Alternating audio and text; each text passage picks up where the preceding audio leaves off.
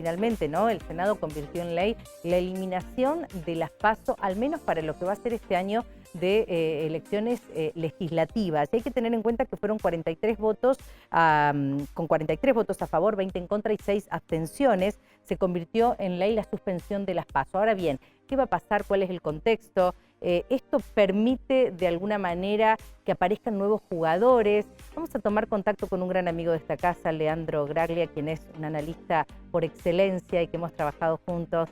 Querido Lean, ¿cómo estás? El placer de saludarte desde nuestro noticiero. Buenos días.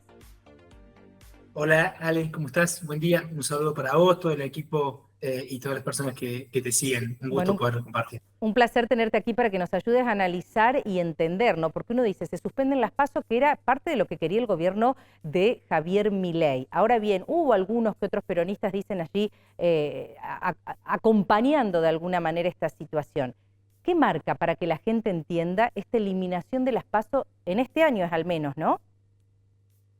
Bueno, a ver, primero es una pequeña victoria para el oficialismo de Javier Milei porque era quien de alguna forma impulsaba la iniciativa. El gobierno propuso la derogación o al menos la suspensión de las PASO.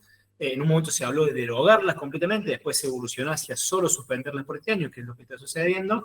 Lo propuso y lo llevó adelante, incluso en una semana muy complicada políticamente, de las peores que ha tenido en relación con el escándalo De las de criptos. Libra y del Exacto. CryptoGate, digamos, ¿no? Entonces, lo logró. Eso es lo primero y es importante.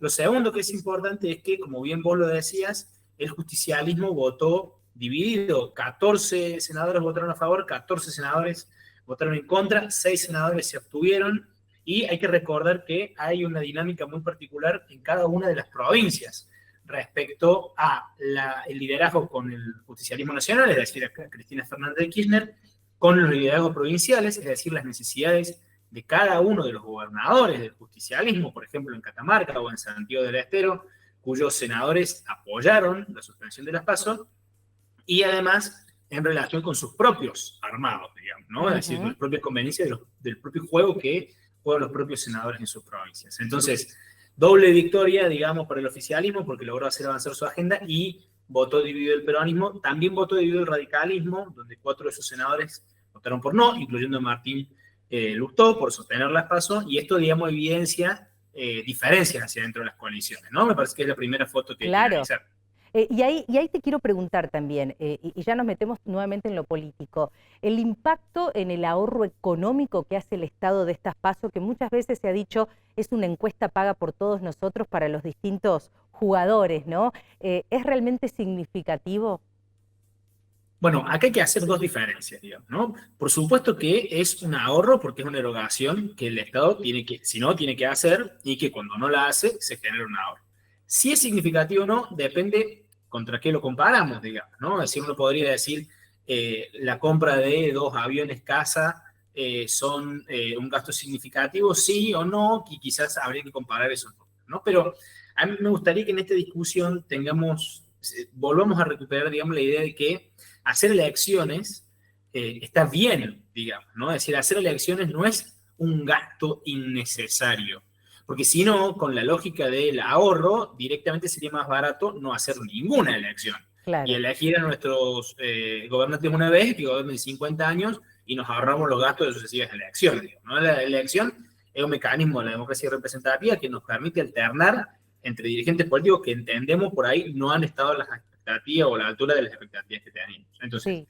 dicho eso, te diría que el verdadero motivo por el cual analizar el costo económico de las PASO no tiene que ser si el número es alto o bajo, sino de si las PASO han servido al objetivo por el cual fue creado. Es decir, no es tanto si gastamos o no, sino si estamos gastando de manera correcta o no correcta.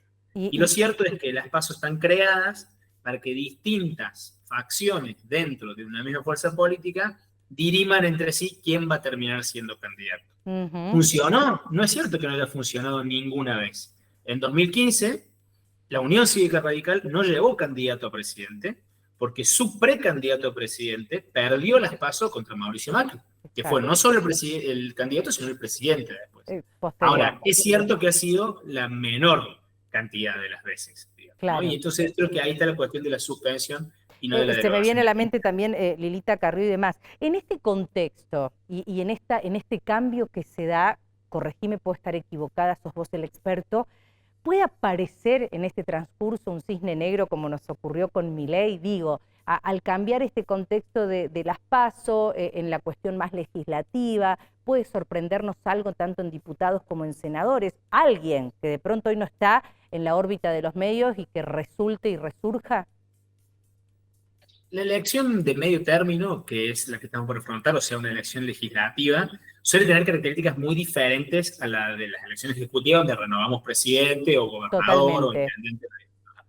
Entonces, son elecciones que en sí son menos personalizadas, es Bien. decir, es más difícil que aparezca una figura que de repente concentre. Lo de Milei en el 21 fue un caso, digamos, excepcional, nuevo, y que continuó en el 23, digamos. Hemos tenido en otras elecciones legislativas, por ejemplo, el caso de Narváez en De 2013, Narváez, recordás sí. que una gran figura política que apareció de la nada, que le ganó al propio Néstor Kirchner, que venía de ser presidente Sí. en el territorio bonaerense, pero después se desintegró, digamos, como oferta política. No fue el siguiente presidente, ni siquiera tuvo fuerza para disputar de manera real. Entonces, es posible que aparezca así, es difícil que se repita lo que sucedió hace pocos años, que es donde aparezca una figura, como fue Milei en su caso, que termine siendo, digamos, la oferta o una de las ofertas principales para la que viene, digamos, ¿no? Que es Claro, el claro. Ejecutivo. Siempre digo que seguiría hablando horas con Leandro Graglia, porque la verdad que uno nos permite entender y analizar todo nuestro contexto. Breve para tener que cerrar esta nota y como siempre el placer de estar dialogando con vos. ¿Cómo ves desde hoy, desde febrero, digo, a lo que viene el próximo 27 de octubre, la situación de Libra, esta cripto que parece que es un escándalo más político de la oposición, pero que aparentemente no mueve la economía, ¿no? La economía, la macro, la micro, lo que se está planteando el gobierno? ¿Cuál podría ser una proyección por lo menos a los próximos 4 o 5 meses? Bueno, si nosotros analizamos la tendencia, los niveles de gobierno, de apoyo y de rechazo a la figura de Milei y a la gestión de gobierno se mantienen relativamente estables. Bien. Suben, bajan 4, 5, 6, 7 puntos, de acuerdo a los sondeos también, pero aquí tenemos una, digamos así, mitad de la población o casi mitad de la población que rechaza al presidente y rechaza su oferta, y una casi mitad de la población que lo acompaña y apoya su gobierno. ¿Sí? Esto es Bien. importante, ¿por qué? Porque las elecciones legislativas o de medio término suelen ser elecciones de plebiscito del rumbo de la gestión. Es decir, lo más probable es que en esta próxima elección se vote a favor de Milei o en contra de Milei. Y eso deja dos fuerzas bien paradas de cara a la contienda. La Claro. fuerza de Milei, que se significaría, si quiero votar por Milei, voto en Libertad Avanza, y el peronismo, sobre todo el peronismo más crítico de Milei, que es la opción más clara si quiero votar en contra. Queda ¿Quiénes claro. tienen desafíos? Las fuerzas provinciales, como la del gobernador Martín Yarlora, que tiene Sí.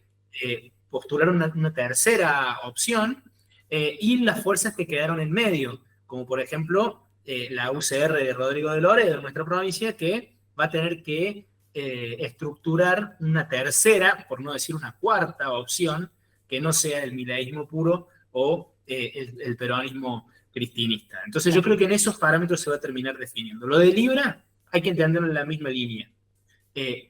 Al grupo que apoya a Milei, no digo que le resbala, pero no afecta los fundamentos sobre los cuales están estructuradas sus posicionamientos. Claro. A los críticos de Milei, tampoco.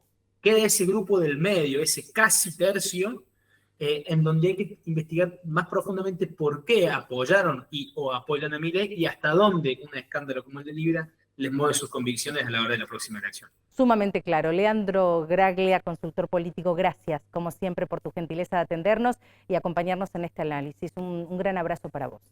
Gracias, Ale. Un gran abrazo. Gracias.